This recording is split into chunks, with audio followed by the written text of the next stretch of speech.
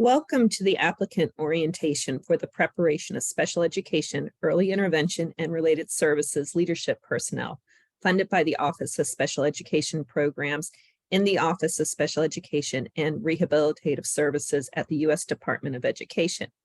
I am Celia Rosenquist, a project officer at OSEP and the competition manager for this competition. The assistance listing number for this competition is 84.325D. Next. I would like to go over some notes before we begin this webinar. First, the intent of this presentation is to provide guidance only, and the information contained in the webinar provides a general summary of the information contained in the notice inviting applications and the application package. Therefore, it's important that all prospective applicants read the entire notice, application package, and any other relevant information. In addition, applicants are encouraged to listen to the webinar entitled Applying for Office of Special Education Programs Discretionary Grants for an orientation to the overall application process. That webinar can be found at osepidealsatwork.org, the same location that houses the link to this recording. Next. The notice inviting applications for 84.325D was published in the Federal Register on May 8th, 2023. Applications are due no later than 11:59 p.m. Eastern Time on Friday, July 7th, 2023. Note that this is Eastern Time, and applicants should determine what time would be in your time zone accordingly. We will discuss the implications of a late submission later in the webinar. Next.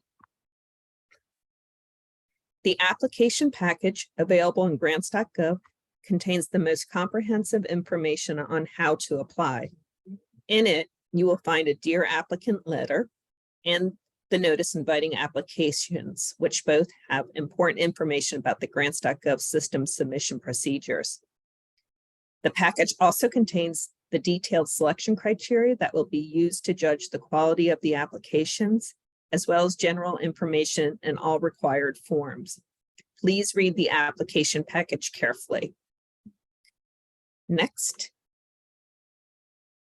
In this next section, I'll go over the purpose of the Personnel Development Program in 325D priority, eligible applicants, number of anticipated awards, funding levels, and project period. Next.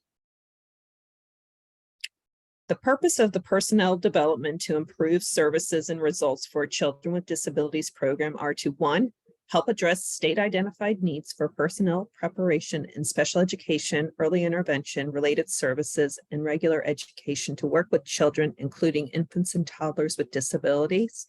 And 2, to ensure that those personnel have the necessary skills and knowledge derived from practices that have been determined through scientifically based research and experience to be successful in serving those children. There's about $9.75 million budgeted for the program in 2023. Next. U.S. Department of Education priorities include a commitment to promoting equity for children with disabilities to access educational resources and opportunities, and a high priority on increasing the number of leadership personnel, including increasing the number of multilingual leadership personnel and leadership personnel from racially and ethnically diverse backgrounds who provide or prepare others to provide services to children with disabilities. Next.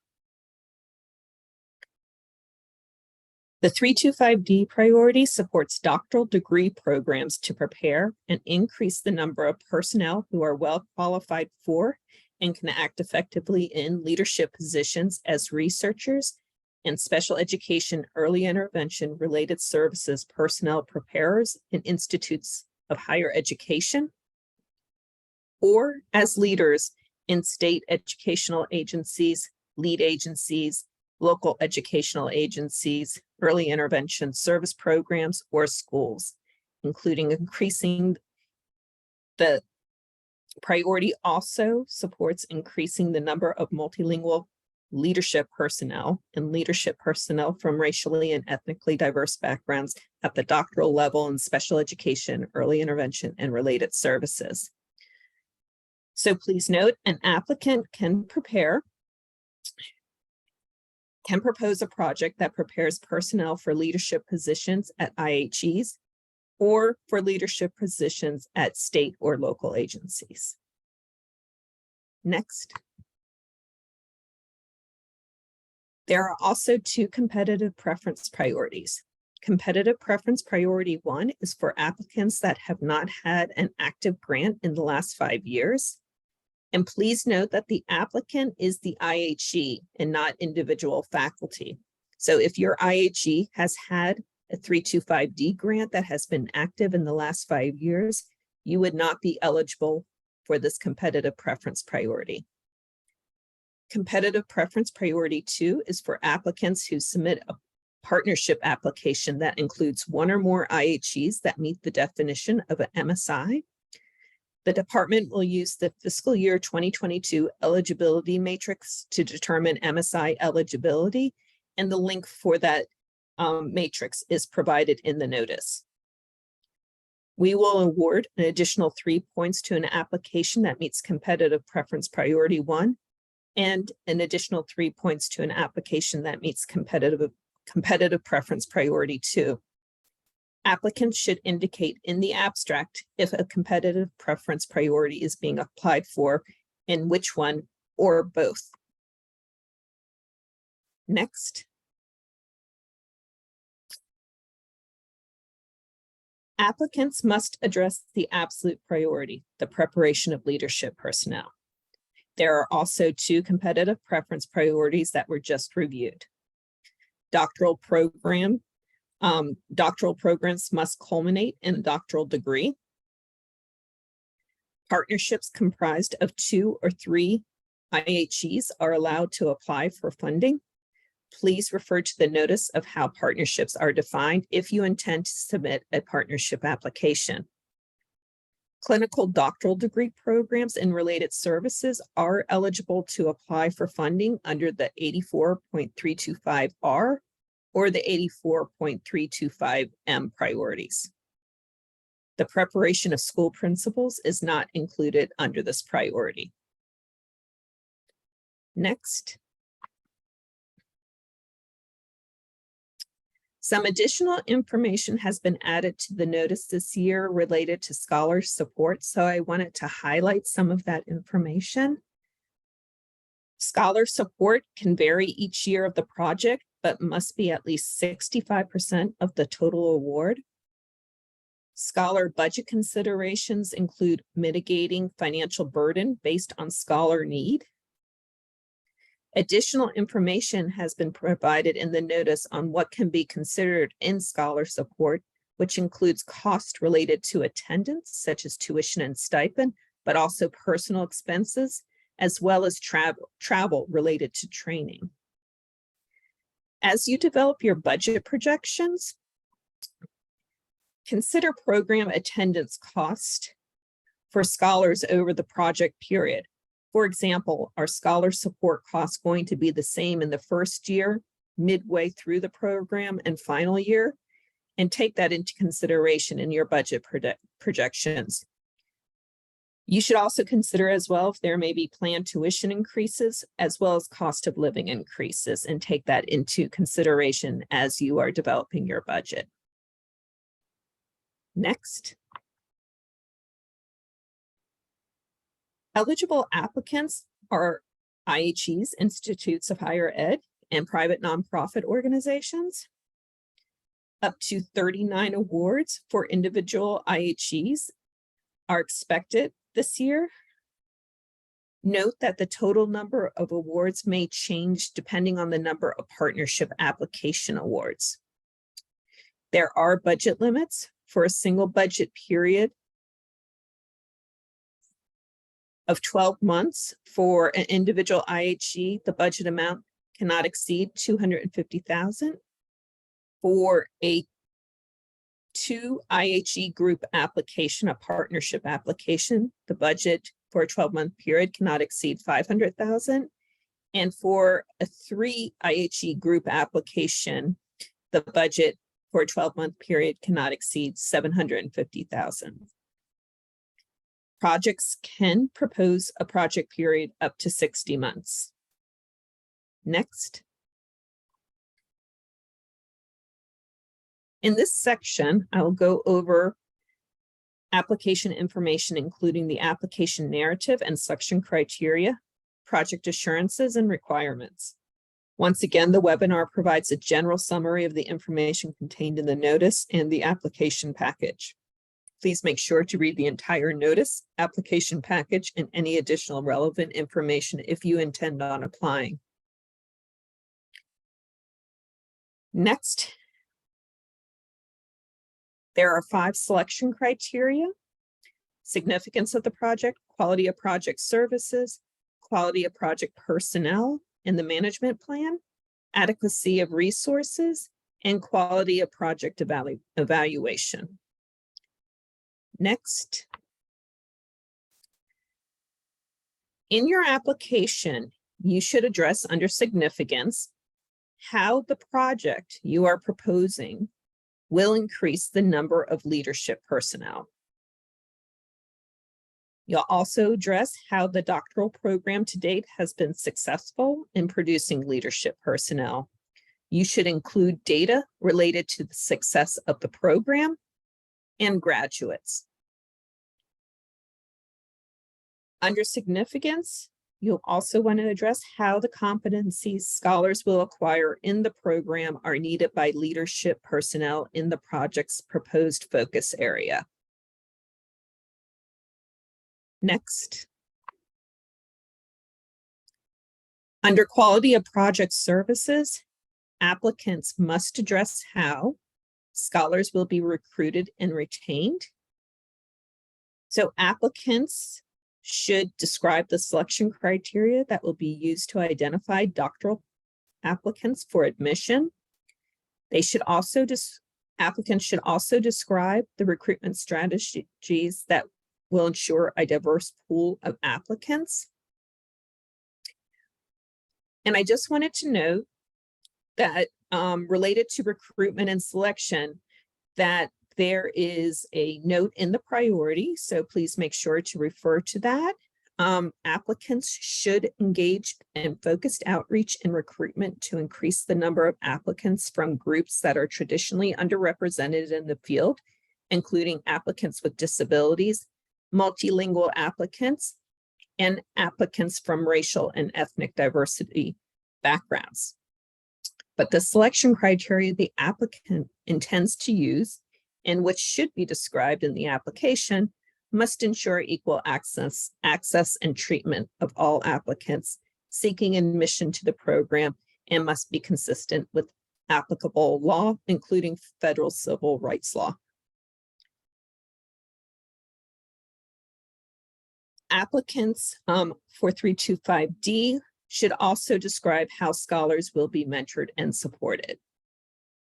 Next. Continuing with quality of project services, applicants must also address how components of the project are designed to promote the competencies needed by leadership personnel in the project's focus area. So applicants should describe the project components in sequence. And for those proposing partnership projects, applicants will also need to describe how the components ensure the scholars have opportunities to work with faculty and scholars at each participating partner IHE. All applicants must also describe how the components of the project prepare scholars to provide or prepare others to provide culturally and linguistically responsive, effective instruction, interventions, and services that improve outcomes for children with disabilities.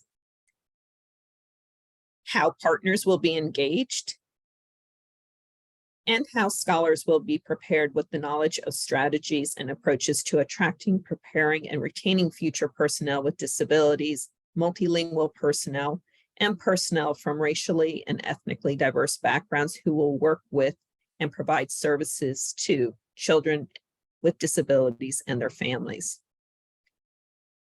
Next. Under the Quality of Project Personnel and Management Plan, applicants must address how the qualifications of the project director and key personnel are, how personnel will manage the project, the time commitments of the project director and key personnel. And for partnership projects, applicants, in addition, must address how policies, procedures, standards, and fiscal management will be established. Next.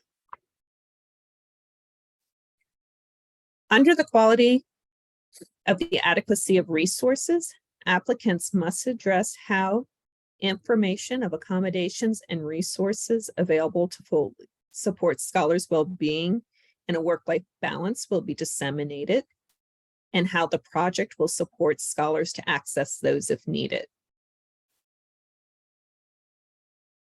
Applicants should also address the types of accommodations and resources provided to support scholars, individualized based on scholars' cultural, academic, and social emotional needs, with the goal of supporting them to complete the program. And applicants must address how the budget is adequate for meeting the project objectives and mitigating financial burden to scholars. Next.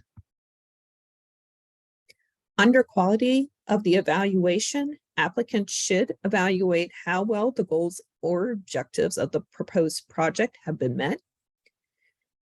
The applicant must describe the outcomes to be measured for both the project and the scholars, particularly the acquisition of scholar competencies.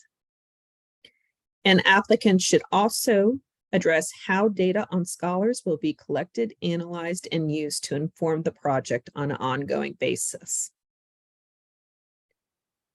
Next. There are a number of required project assurances, which I'll be going over on these next few slides. So applicants should address the required project assurances. First is to include in Appendix A of the application charts, tables, figures, graphs, screenshots, and visuals relating to the application requirements for the narrative, and a letter from a partnering agency, school, or program stating that it'll provide scholars with a field experience in a high-needs setting. Include in Appendix B of the application a table of required coursework that provides the title, description, and learning goals. Also include in Appendix B 4 exemplars of course syllabi in research methods, evaluation methods, or data analysis courses required by the degree program. So I just want to note, unlike prior priorities, where all syllabi were requested to be submitted with the application, we are just requesting that 4 exemplar course syllabi be included, as well as the table of all required coursework. Please note, for partnership projects, 2 course syllabi from each participating IHE should be included. Next. Scholar required project assurances related to scholars. The project, please note, an assurance should be provided that the project will meet the requirements in the regulations, particularly those related to informing the scholars of their service obligation commitment and the dispersal of scholarships. The project will meet the statutory requirements in Section 662 E through H of IDEA. A link is provided. Projects will operate consistent with requirements contained in the U.S. Constitution and federal civil rights law, and an assurance that scholar support costs and scholarship assistance are not financial assistance based on the condition that the scholar works, and an assurance that at least 65% of the total budget will be used for scholar support. Next. Other project assurances related to activities and reporting is that all syllabi for the project will be provided if requested by OSEP. An assurance that participation in cross-project collaboration, advanced trainings, and cross-site learning opportunities scholars and faculty will participate in those. An assurance that a website will be made accessible. An assurance that scholar accomplishments, such as public service awards and publications, will be reported in annual and final performance reports. And assurance that annually the project will provide any required data on scholars.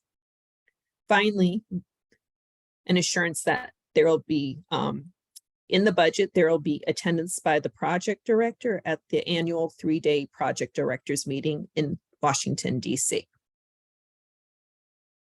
Next. Lastly, all OSEP-funded projects must indicate that they will make positive efforts to employ and advance in employment qualified individuals with disabilities, and the project will involve individuals with disabilities or parents in planning, implementing, and evaluating the project, and the steps the project will take to ensure equitable access to the participation in its services by program beneficiaries with special needs. Next. In this next section, I will discuss some submission information. Next. Please note that applications must be submitted electronically in the grants.gov system. If there are reasons why an applicant cannot submit using grants.gov, the applicant must follow the information provided in the application package. Applications cannot be submitted by email, and applications must be submitted prior to the deadline of 11:59 Eastern Standard Time on July 7th, 2023. We strongly encourage applicants to submit all narratives and attachments in PDF, read-only, non-modifiable format. Once again, please refer to the application package for information related to submitting your application. Next. In order to make sure that the application is submitted on time and correctly, please register as early as possible in grants.gov and start the application process. Do not wait until you have the application ready to register. Grants.gov will create a workspace for the applicants to submit the pieces of the application over time. If you have already registered in the system for award management, make sure that your registration is current. We recommend that you submit your application early, a day or more in advance if possible. Should there be any problems with the grants.gov system, submitting early will allow you time to correct the problem and resubmit before the deadline. You should also verify that the submission is okay. Grants.gov will send applicants notification that the submission was on time and validated, so applicants should make sure that they receive that confirmation and not assume that the submission was okay. Next. Here are some additional tips for submitting an application. Pay attention to the maximum funding level for the grant as contained in the notice. Awards will not be made for amounts higher than the published amounts. Follow the recommended organization, page limits, spacing, and font sizes to facilitate the application review process. And applicants should strongly consider following these recommendations. PDF files make it easier for the system to put together different parts of the application into one application that the reviewer can more easily read and follow. The grants.gov submission procedures and tips for applicants found in Section B of the application package can be extremely helpful for submitting the applications in grants.gov. Next. There are 3 reasons why an application may not be eligible. First, if an application is submitted more than once and validated more than once, The last application submitted will be considered, and previous applications will be considered duplicates and therefore be considered ineligible. Second, all applications received after the published deadline will not be eligible for funding. And third, applications that do not address the priority will also not be eligible for funding. For example, an application proposing to build a school or establish an after-school program or provide tutoring services to children with disabilities will not be eligible, since that is not the purpose of this particular priority. Next. As I mentioned at the beginning of the webinar, this webinar covers highlights of what is contained in the application package and the priority. If you will be submitting an application, please make sure to read the entire notice, the application package, and any additional relevant information. If you have additional questions, please contact me by email at celia.rosenquist@ed.gov, which is the preferred approach. You can also contact me by phone at 202-245-7373. Thank you.